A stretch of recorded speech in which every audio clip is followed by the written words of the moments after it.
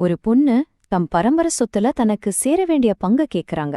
இத கேக்கறதுக்கு ஒரு சாதாரண குடும்ப விஷயம் மாதிரி தானே தெரியுது. ஆனா இந்த சின்ன கோரிக்கை ஒரு மிகப்பெரிய சட்ட போராட்டமா மாறிடுச்சு. வாங்க, இந்த ஒரு தனிப்பட்ட கதை நம்ம எல்லாரையும் பாதிக்கக்கூடிய சட்ட நுணுக்கங்களை எப்படி வெளிச்சம் போட்டு காட்டுதுன்னு விரிவா பார்க்கலாம். இதுதான் இந்த கதையோட மையப்புள்ளி. யோசிச்சு பாருங்க, ஒரு மகளோட உரிமைக்காக 2 சட்டங்கள் ஒன்னோட ஒன்னு மோதுது. அப்போ நீதி யாருக்கு கிடைக்கும்? வாங்க, இந்த சிக்கலான வழக்க பத்தி நம்ம இப்போ ஆழமா பார்க்கலாம். இந்த முழு விஷயத்தையும் நாம படிப்படியா புரிஞ்சுக்க போறோம். முதல்ல அந்த மகளோட கோரிக்கை என்னன்னு பாப்போம். அப்புறம் குடும்பம் என்ன பதில் சொல்லுச்சு, சட்டங்கள் எப்படி மோதுச்சு, கோர்ட் என்ன தீர்ப்பு கொடுத்துச்சு, அந்த தீர்ப்புக்கு என்ன காரணம், கடைசியா இதனால நமக்கு என்ன தெரிய வருதுன்னு எல்லாத்தையும் பார்க்கலாம். இந்த கதையோட கதாநாயகி ஹேமமாலினி. அவங்க ரொம்ப பெருசா எதையும் கேட்கல. தம் பரம்பரை சொத்துல தனக்கு நியாயமா கிடைக்க வேண்டிய பங்கு, அவ்வளோதான். ரொம்ப நேரடியான எளிமையான ஒரு கோரிக்கை. இந்த டைம்லைன பாருங்களேன், எல்லாம் இவ்ளோ வேகமா நடந்திருக்குன்னு. 2008ல கல்யாணம் ஆகுது. 3 வருஷத்துல 2011ல போய் சொத்துல பங்கு கேக்குறாங்க. குடும்பம் முடியாதுன்னு சொன்னதும் அதே வருஷமே நேரா கோர்ட்டுக்கு போறாங்க. ஒரு சாதாரண குடும்ப பிரச்சனை சட்டத்தோட கதவுகளை தட்டுன தருணம் இதுதான். ஹேமமாலினி இப்படி வழக்கு போட்டதும் அவங்க குடும்பம் சும்மா இல்ல. அவங்க தரப்புல இருந்து கோர்ட்ல ஒரு முக்கியமான ஆதாரத்தை முன்னாடி வைக்கிறாங்க. அந்த ஒரு டாக்குமெண்ட் தான் இந்த வழக்கையே தலைகீழா மாத்துது. இதுதான் ஹேமமாலினிக்கு வந்த முதல் பெரிய தடை. அதாவது, நீங்க பங்கு கேட்கறதுக்கு 10 வருஷத்துக்கு முன்னாடியே 2001லயே இந்த சொத்தை அப்பாவும் பையனும் பிரிச்சுக்கிட்டோம். அதனால உங்களுக்கு பங்கு இல்லைன்னு அவங்க குடும்பம் சொல்றது.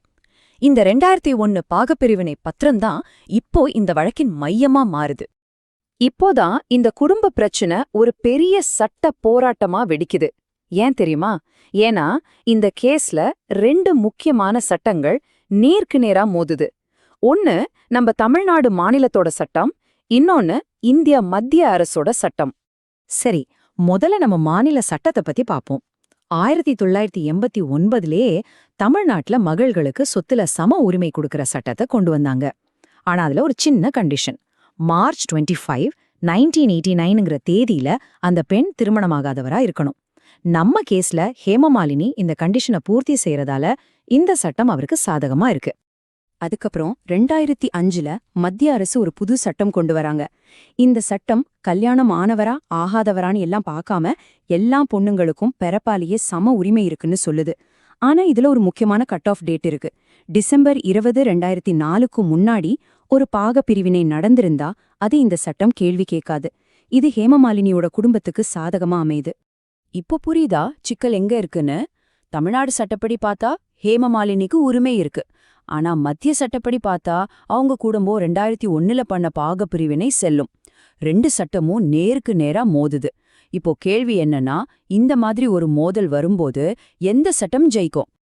பல வருஷமா நடந்த இந்த வழக்குல கடைசியா சென்னை உயர்நீதிமன்றம் தன்னோட இறுதி தீர்ப்பை வழங்குச்சு. எந்த சட்டத்தை நாம பின்பற்றணுங்கிறதுல ஒரு தெரிவான முடிவை கோர்ட் சொல்லுச்சு. தீர்ப்பு ரொம்பவே நேரடியாவும் தெளிவாவும் இருந்துச்சு. மத்திய சட்டம்தான் செல்லும், மாநில சட்டத்தோட முரண்படுறதால அந்த பகுதியில மாநில சட்டம் செல்லாது. இதோட விளைவு, ஹேமமாலினி இந்த வழக்குல தோத்துட்டாங்க. மத்திய சட்டத்தோட கட் ஆஃப் தேதிக்கு முன்னாடியே அவங்க குடும்ப பாகுபிரிவினை செஞ்சதால அவங்களுக்கு சொத்துல பங்கு கிடைக்கல. சரி, மத்திய சட்டம் ஏன் ஜெயிச்சது? இந்த தீர்ப்புக்கு பின்னாடி இருக்கிற முக்கியமான சட்ட காரணம் என்ன? இதை நாம புரிஞ்சுக்கணும்னா நம்ம இந்திய அரசியலமைப்பு சட்டத்துல இருக்கிற ஒரு முக்கியமான விதியை பார்க்கணும். அதாவது ரொம்ப சிம்பிளா சொல்லணும்னா, வாரிசுரிமை மாதிரியான சில விஷயங்கள் பொதுப்பட்டியல்ல வரும். அப்படின்னா மாநில அரசும் சட்டம் போடலாம், மத்திய அரசும் சட்டம் போடலாம்.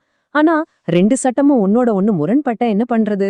நம்ம அரசியலமைப்போட 254வது பிரிவு என்ன சொல்லுதுன்னா, இந்த மாதிரி நேரத்துல மத்திய அரசு கொண்டு வந்த சட்டம் தான் மேலோங்கி நிக்கும். ஹேமமாலினி வழக்குலயும் இதுதான் நடந்தது.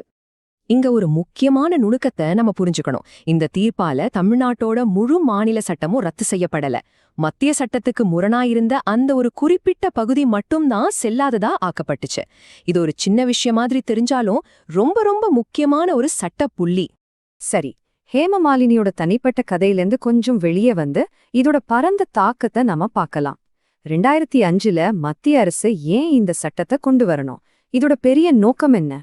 முக்கியமான நோக்கம் இதுதான், யூனிஃபார்மிட்டி, அதாவது தேசிய ஒற்றுமை. ஒவ்வொரு மாநிலத்திலையும் ஒவ்வொரு விதமான வாரிசுரிமை சட்டம் இருந்தா நிறைய குழப்பம் வரும். அதையெல்லாம் நீக்கிட்டு நாடு முழுக்க இருக்கிற இந்து பெண்களுக்கு ஒரே மாதிரியான சீரான உரிமைகளை வழங்குறது தான் இந்த சட்டத்தோட இலக்கு. அப்போ இந்த விஷயத்திலிருந்து நாம எடுத்துக்க வேண்டிய முக்கியமான பாடம் இதுதான். மத்திய சட்டப்படி எல்லா மகள்களுக்கும் அவங்க திருமண நிலைய பொருட்படுத்தாம பிறப்பாலேயே சொத்துல சம உரிமை இருக்கு. இது பாலின சமத்துவத்தை நோக்கிய ஒரு மிகப்பெரிய படி. அது மட்டும் அல்லாம முறையா பதிவு செய்யப்பட்ட பாகப்பிரிவினைகளுக்கு மட்டும்தான் சட்ட பாதுகாப்பு அப்படின்னு சொல்லி போலி ஆவணங்களை தடுக்குது. இதுதான் இப்போ இந்தியா முழுக்க பொருந்தக்கூடிய சட்டம். இறுதியா ஒரு கேள்வியோட உங்களை விட்டு போறேன். நாடு முழுக்க ஒரே மாதிரியான சீரான சட்டங்கள் இருக்கிறது அவசியம்தான். ஆனா இந்த ஒற்றுமைக்காக ஒவ்வொரு மாநிலமும் அதோட தனித்துவமான சமூக தேவைகளுக்காக செதுக்கின சட்டங்களோட சில நல்ல விஷயங்களை நம்ம இழந்துடுறோமா? இது நாம எல்லாரும் யோசிக்க வேண்டிய ஒரு முக்கியமான கேள்வி.